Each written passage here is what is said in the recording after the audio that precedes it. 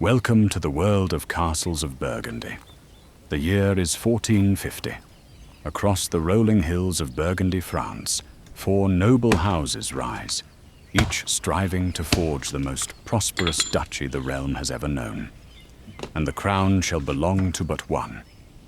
You may take up the mantle of the retired knight, a commoner by birth who carved his name into legend on the battlefield. The clamor of war behind him, he now seeks a quieter conquest, an empire built not of swords, but of stone and soil. Or the princess, born of a noble and ancient line. Indifferent to the parade of pompous suitors from distant lands, she desires only to raise an estate of unrivaled splendor and grace. Or perhaps she is a sorceress. No, I'm fairly certain she's a princess. This gentleman, however, is most assuredly a magician, an evil one. I mean, look at him. Through cunning, sorcery, and no small measure of deceit, he intends to seize the kingdom for himself. And should you lose the fateful round of rock, paper, scissors, you shall be left with this fellow. No title, no saga, no menacing glare. We're fairly sure he's a merchant. Okay, let's be honest. Nobody plays Castles of Burgundy for the team. Welcome to the rulebook. Today we'll be learning how to play what is quite possibly my favorite game of all time, the Castles of Burgundy.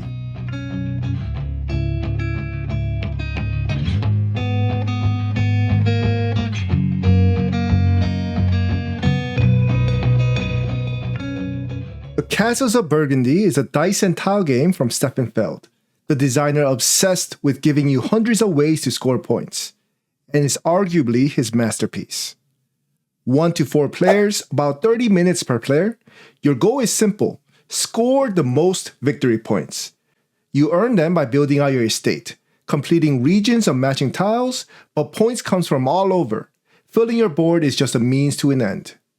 Every turn you roll 2 dice.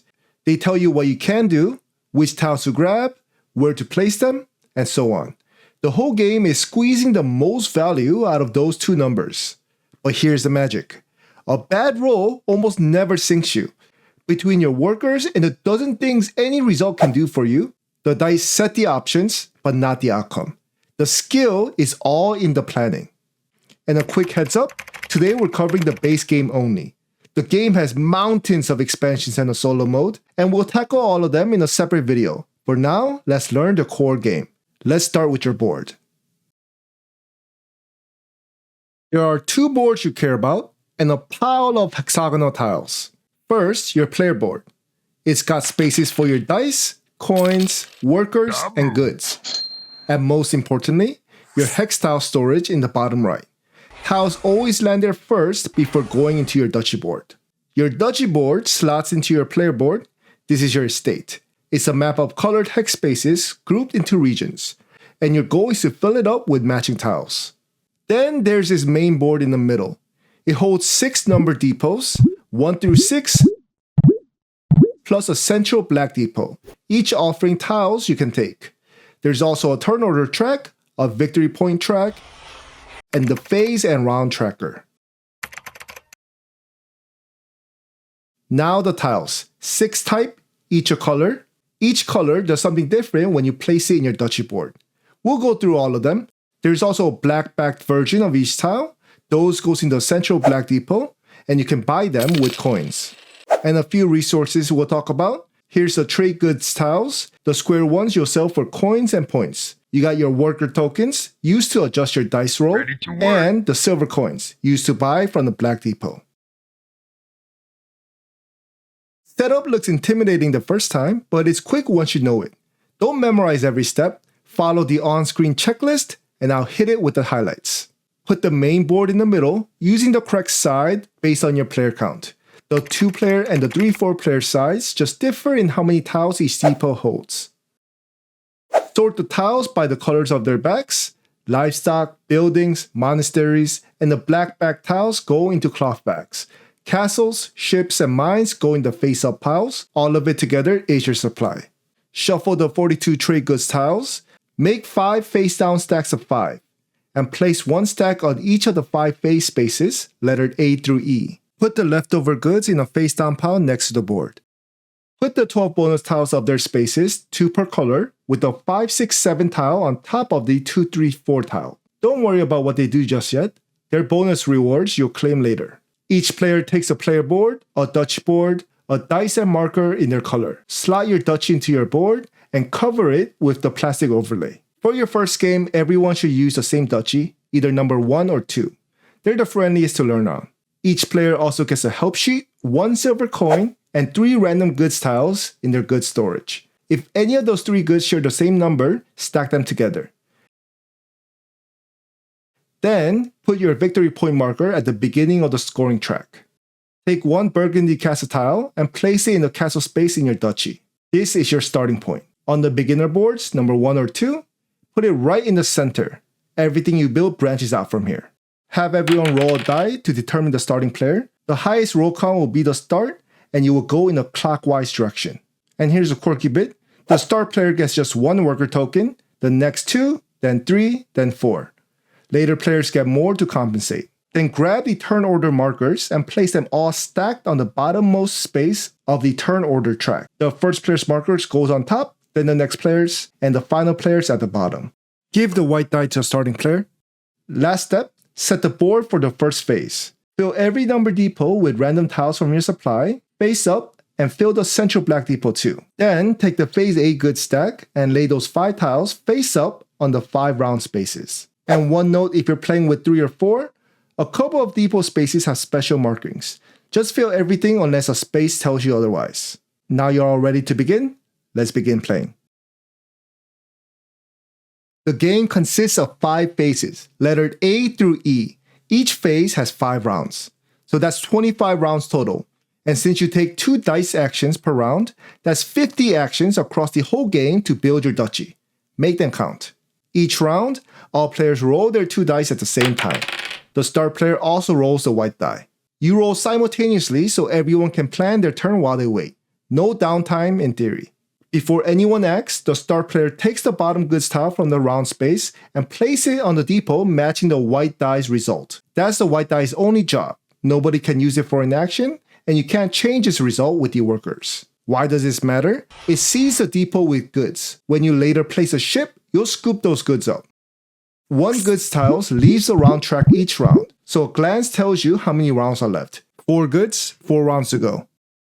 Then players take turns in the turn order. Start player first, then down the turn order track. On your turn, you have 2 dice, and you take 1 action per die. 2 actions total. You can do them in any order that you wish, and you can even do the same actions twice. There are 4 possible actions you can do. Let's break down each one. But first, the most important little piece in the game. Workers. Each worker lets you change the die result by 1. Want to turn a 3 into a 4? Spend a worker. Need a 5 to become a 2? Spend 3 workers. You can even wrap around. A 1 can become a 6, or a 6 can become a 1 with a single worker. And using workers is free. It doesn't cost an action. Use as many as you want, whenever you want, on either die. This is how you beat the luck of the dice. You bend the rolls to your plan. So when I tell you a die result matters, remember, workers let you fudge it. The question is always whether you have enough. Your die result points to a depot. A die showing 4 means depot number 4. Take any one tile from that depot and put it on the empty hex tile of your storage space, the bottom right of your player board. They just sit in the storage until you spend another action to place them. And remember, you got limited storage space. If it's full, you'd have to discard a store tile to make room, which is almost always a bad idea. Don't overgrab. Take a tile from your storage and place it in your duchy. 2 rules. The tile's color must match the space's color, and it must be adjacent to a tile you've already placed. The die result points to a hex space with that number on the duchy. You place a tile on a space matching the die. Your very first placement must be next to your starting castle. After that, everything chains outward, each new tile touching something already there. And the moment you place a tile, its effect triggers. This is where the game comes alive. Let's go through what each color does. Alright, this is the engine room. 6 colors, 6 effects. Simple on their own, but chaining them together is what this game actually is. By the end of this, you'll see how a single tile can swing the whole game. Let's go one color at a time. Place a ship and two things happen. First, pick any of the 6 number depots, not just the one matching your die, and take all the goods sitting in it into your storage. Second, advance your marker 1 space on the turn order track. Moving up turn order means you act earlier. And if you reach the front, you grab the white die and become the star player. If another player's turn order marker is already on that space, put yours on top. Whenever turn order markers are stacked, play runs from the topmost one down. So landing on top means you go first. And one catch on goods, you can only store goods of 3 different numbers at once. Matching numbers stack, but a 4th number has nowhere to go and stays in the depot. Castles are fantastic. Place 1 and you immediately get a bonus action, as if you had a 3rd die, and you choose its result. So you could place another tile, take a tile, grab workers, sell goods, anything you want to do. And if that bonus action is placing another castle, you get yet another bonus action. Castles can chain. Our retired knight would approve. 1 conquest rolling right into the next. Now, after all that castle fireworks, meet the most boring tile in the game. And quietly, one of the best. Mines do nothing when you place them, but at the end of every phase, including the final phase, each mine in your duchy gives you 1 silver coin. Place them early and pay out across multiple phases. Okay, this tile is for all the gamblers out there, the livestock tiles. Livestock score points immediately. Each tile shows 2, 3, or 4 animals. That's the number of points you score. But here's the bonus. If you already have a livestock of the same type in the same pasture, a connected green area, you score those tiles again too. Say you place a 4-cow tile into a pasture that already has a 3-cow. You score 7. 4 for the new tile, plus 3 of the cow that was already there.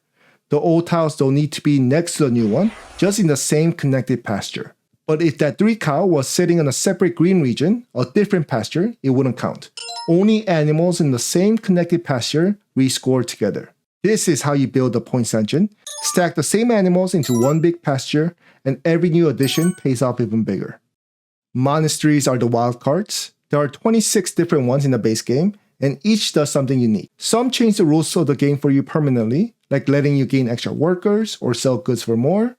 Others just score big points at the end of the game. You won't memorize all 26. That's what your help sheet is for. When you place one, read what it does. We'll talk more about the endgame scoring monasteries in the scoring section. Buildings give you one-time effect the moment you place them. There are 8 types, and each does something different. A quick clarification on the market, carpenter's workshop, and church. The tile you take can come from any of the number depots on the board. Your die doesn't restrict which one, but never the black depot. And just like a normal take action, it goes into your storage space, not straight into your duchy. You'll still need a separate action later to place it. One big restriction, you can only have 1 of each building type per town. A town is a connected beige area, so you can't cram 2 markets into the same town, but a different town can have its own market. And if you place a building but its effects can't be used, like a market when there are no ships or livestock to take, you can still place it, you just don't get the effect.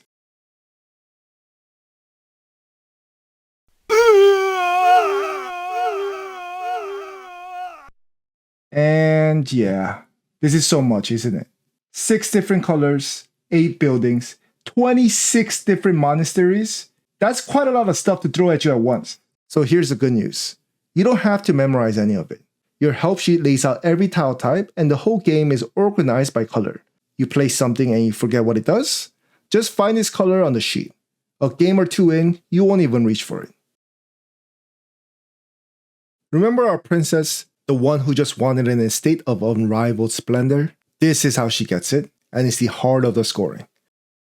Your duchy is divided into colored regions of various sizes. When you completely fill a region, every space covered, that region is complete, and you score it 2 ways. First, points for the size of the area. See how it scales? A 8-tile area is worth 36. Bigger regions are dramatically more valuable, but much harder to complete. Second, a timing bonus based on the current phase. The earlier you finish a region, the bigger the bonus. 10 extra points in phase A, down to just measly 2 in phase E. So there's a constant tension. Do you rush to complete a small area early for the fat phase bonus? or hold out to build a bigger, higher scoring region later. Quick note, your starting castle space doesn't score if it's a one space area. There's a race element too to this game. The first player to cover every space of a particular color across your whole duchy, say all your mines or all your monasteries, grabs the large bonus tiles of that color. That's worth 5, 6, or 7 points depending on the player count. And careful, this isn't about one region. You need every hex of that color anywhere on the board. The second player to finish that game of the same color gets a smaller bonus tile worth 2, 3, or 4 points depending on the player count. We covered taking and placing tiles. 2 more actions you can take with a die. Our nameless friend from the intro, the one who lost rock, paper, and scissors and got stuck with the merchant, turns out he gets the last laugh. Those goods tiles you collected with ships, sell them here. The die results tell you which number of goods you can sell. And when you sell, you must sell the entire stack of that number. You gain exactly 1 silver coin no matter how many tiles you sold, plus 2, 3, or 4 victory points per tile, based on the player count. So a big stack of goods is a big payday. Stockpile, then dump. Any die result, doesn't matter what you rolled, can be spent to take 2 worker tokens from the supply. Remember, workers are what let you adjust your dice. Running low on workers means you're at the mercy of the dice roll. Topping up is never wasted. Oh, and one more thing, and this is not in action. Once per turn, at any point, you may spend 2 silver coins to buy any 1 tile from the central black depot. Move it straight into your storage. The black depot has powerful, flexible tiles. It's a way to grab exactly what you need, for a price. Cunning, a bit of coin, and exactly the tile you wanted. Our evil magician would be proud. At the end of each phase, after 5 rounds, every player collects 1 silver coin per mine in their duchy. Some yellow monastery effects also trigger now.